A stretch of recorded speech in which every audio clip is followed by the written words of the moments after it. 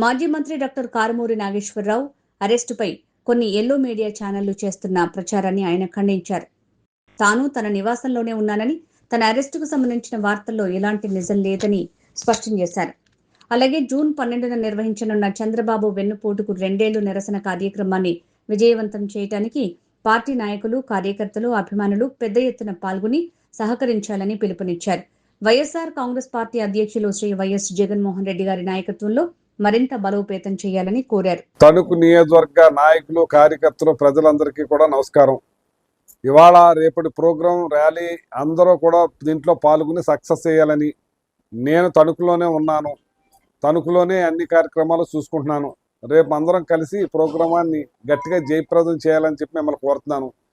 కావాలని నన్ను ఏదో అరెస్ట్ చేశారని, అది చేశారని చెప్పి ప్రాపగాండా వాళ్ళ టీవీ రేట్లు పెంచుకోవడానికి ఏదో చేస్తున్నారు. అంచేత అటువంటిది ఏమి లేదు. ఈ ప్రోగ్రాంలో మనం అందరం కూడా కలిసి చేద్దాం. ఈ ప్రభుత్వం ఇట్లాంటి కుట్రలతోటి, కుతంత్రాలతోటి నడుస్తుంది కాబట్టి ఒక బీసీనైనా, ఒక యాదవనైనా నన్ను కావాలని ఇలాంటి అన్నీ కూడా కల్పించి దుష్ప్రచారం చేస్తూ ఉన్నారు. టీడీఆర్ అన్నారు, లేదు.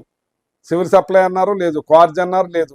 ఏదో ఒక 5 కోట్ల చిల్లర దాన్ని తన భూతత్వంలో చూపించి ఏదో చేయాలని చూస్తున్నారు. ఎన్ని రకాలు చేసినా, ఏం చేసినా నాకు దేవుడు ఉన్నాడు, మీరున్నారు. ఎవ్వరూ అధైర్యపడవసరం, నేను కలిసే ఉన్నాను. కావాలని కొన్ని ఛానల్స్ నేనేదో అరెస్ట్ చేశారని చెప్పి చూపిస్తా ఉన్నారు. అది నిజం కాదని చెప్పి మీకు తెలియజేస్తా ఉన్నా.